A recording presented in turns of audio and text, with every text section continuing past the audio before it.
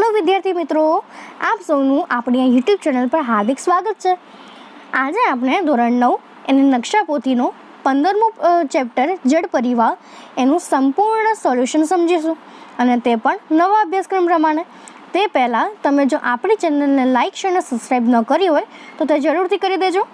તો ચાલો ચેપ્ટર 15 જળ પરિવાહ એના નકશા પોથીની સમજૂતી મેળવીએ।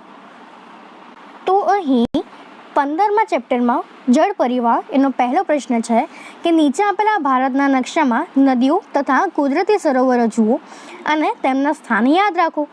તો આ નકશામાં આપણને જે નદીઓ છે એ અને કુદરતી સરોવરો આપેલા છે એ આપણી સમજ માટે છે અને આપણે તેને એક વખત નજરેથી દેખી લઈશું।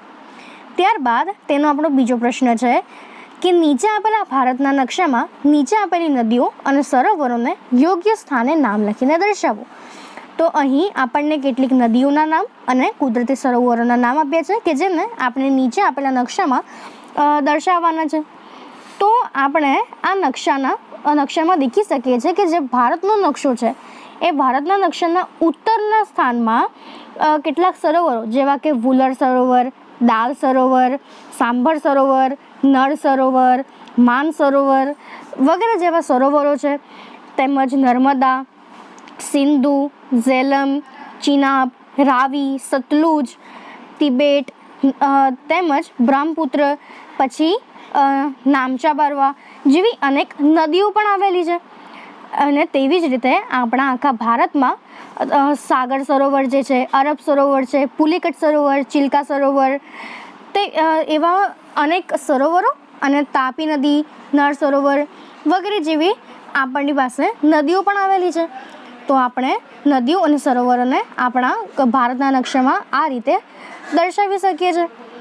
હવે ત્યારબાદ તેનો આપણો બીજો પ્રશ્ન છે, ત્યારબાદ તેનો ત્રીજો પ્રશ્ન જે છે તે છે કે સાચા જોડકા બનાવો। તો એનો પહેલો જે જોડકું છે તે છે કે સિંધુ નદીની એક શાખા નદી, તો તે થશે સતલુજ। ત્યારબાદ ગંગા નદીની એક શાખા નદી, તો તે થશે કોશી। ત્યારબાદ દક્ષિણીની ગંગા, તો તે થશે ગોદાવરી। ત્યારબાદ ચિલ્કા સરોવર, તો ચિલ્કા સરોવર જે છે એટલે લગન સરોવર। અને ત્યારબાદ હરિદ્વાર પાસે મેદાનમાં પ્રવેશતી નદી એટલે ગંગા નદી। હવે ત્યારબાદ તેના પછીનું બીજું જોડકું છે એનું પેલું કે ધુઆંધાર ધોધ, તો ધુઆંધાર ધોધ જે છે એટલે નર્મદા નદી। દ્વીપકલ્પીય નદીઓમાં સૌથી મોટી નદી, તો તે થશે આપણી ગોદાવરી નદી। ત્યારબાદ સમુદ્રની ભરતીના કારણે રચાયેલું સરોવર એટલે તે થશે કોલેરુ સરોવર। ત્યારબાદ ચોથું ભૂગર્ભીય ક્રિયાઓ દ્વારા રચાયેલું સરોવર એટલે તે થશે આપણું વુલર સરોવર। ત્યારબાદ પાંચમું કે તિબેટમાં માન સરોવર પાસેથી નીકળતી નદી એટલે તે થશે સિંધુ નદી। તેવી જ રીતે એનો આપણો ત્રીજું જોડકું છે તે છે કે ખારા પાણીનું સરોવર, તો ખારા પાણીનું સરોવર એટલે સાંભર સરોવર। ત્યારબાદ બીજું ગંગા અને બ્રહ્મપુત્રનું સંયુક્ત પ્રવાહ એટલે તે થશે મેઘના। પછી ત્રીજું ત્રિકોણ આકારનો અતિશય ફળદ્રુપ પ્રદેશ એટલે તે થશે ડેલ્ટા। ત્યારબાદ ગંગા અને યમુનાનું સંગમ સ્થળ, તો એ થશે અલ્હાબાદ। ત્યારબાદ સિંધુ નદીની એક શાખા, તો સિંધુ નદીની એક શાખા એટલે બિયાસ। હવે ત્યારબાદ તેના પછીનું ચોથું જોડકું છે તે છે કે બ્રહ્મગીરી પર્વતમાળામાંથી નીકળતી નદી, તો તે થશે કાવેરી। ત્યારબાદ સાપુતારા ગિરિમાળામાંથી નીકળતી નદી, તો એ થશે તાપી નદી। પછી રાજસ્થાનમાં આવેલું સરોવર એટલે સાંભર સરોવર જે ખારા પાણીનું સરોવર છે। ચોથું લગન સરોવર, તો લગન સરોવર એટલે પુલિકટ। અને પાંચમું ગંગા નદીને મળતી નદી, તો તે થશે યમુના। હવે ત્યારબાદ એના પછીનો ચોથો પ્રશ્ન છે કે નીચેના વિધાનો ખરા છે કે ખોટા તે જણાવો। તો એનો પહેલો પ્રશ્ન છે કે હિમાલયની નદીઓની સરખામણીમાં દ્વીપકલ્પીય નદીઓની લંબાઈ એ વધારે છે, તો આ વિધાન ખોટું છે। ત્યારબાદ તેના પછીનો બીજો પ્રશ્ન છે કે સિંધુ, યમુના અને બ્રહ્મપુત્ર હિમાલયમાંથી નીકળતી મુખ્ય નદીઓ છે, તો આ વિધાન પણ ખોટું છે। ત્યારબાદ બ્રહ્મપુત્ર નદીના પ્રવાહમાં વારંવાર માર્ગમાં પરિવર્તન થાય છે, આ વિધાન સાચું છે. ત્યારબાદ પશ્ચિમ ઘાટ દ્વીપકલ્પીય નદીઓનું મુખ્ય જળ વિભાજક બન્યું છે. સાચું. ત્યારબાદ મહાનદી દ્વીપકલ્પીય નદીઓમાં સૌથી મોટી નદી છે. આ વિધાન ખોટું છે. હવે ત્યારબાદ કાવેરી નદી પશ્ચિમ ઘાટની નીલગિરી શ્રેણીમાંથી નીકળેલી છે. તો આ વિધાન ખોટું છે. તેના પછી નદીઓના વિસર્પણને કારણે ઘોડાની નાળ જેવા સરોવર રચાય છે. આ વિધાન સાચું છે. એના પછી ગંગા અને યમુનાનો સંગમ એ અલ્હાબાદ પાસે થાય છે. આ વિધાન પણ સાચું છે.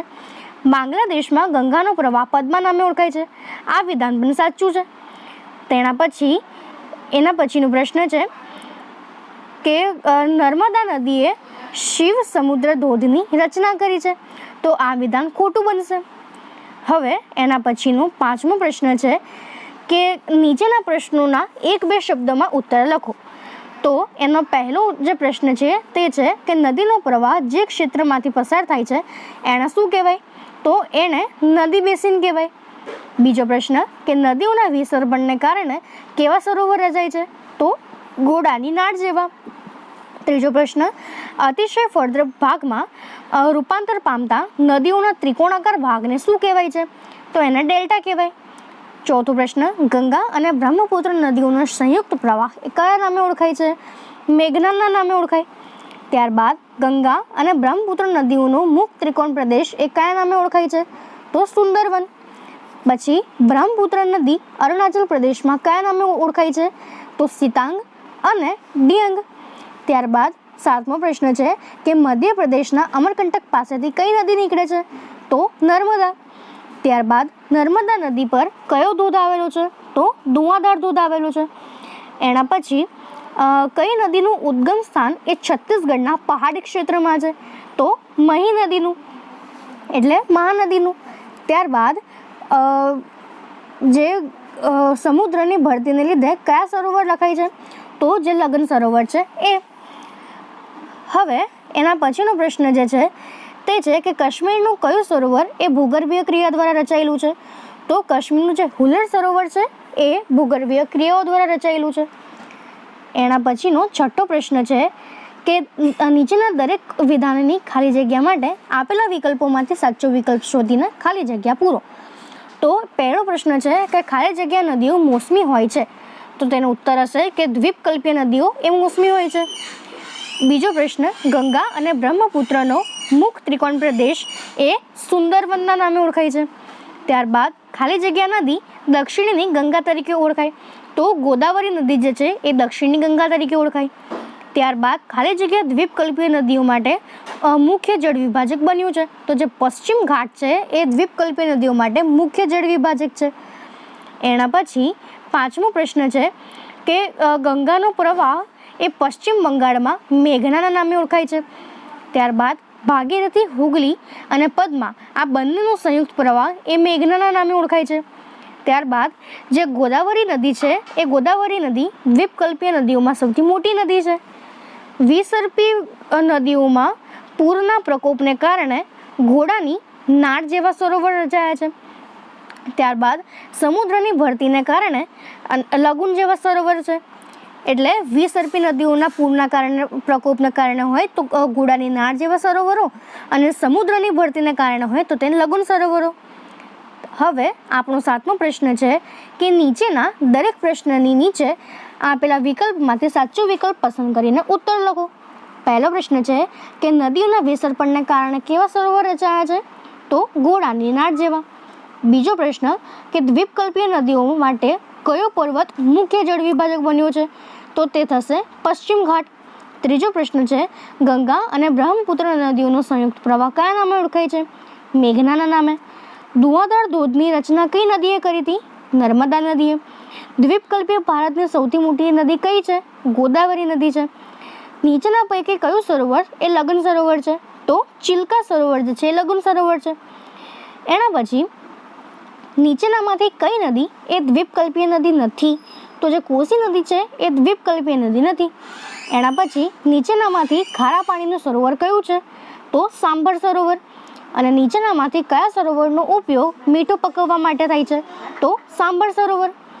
તો અહીં આપણો નકશાપોથીનો 15મો ચેપ્ટર જે છે પૂર્ણ થાય છે. અને જો તમને આમાં કોઈ પણ ડાઉટ હોય તો તમે તો કોમેન્ટ સેક્શનમાં જરૂરથી જણાવજો અને આપણી ચેનલને લાઇક શેર અને સબસ્ક્રાઈબ જરૂરથી કરી દેજો. Thank you.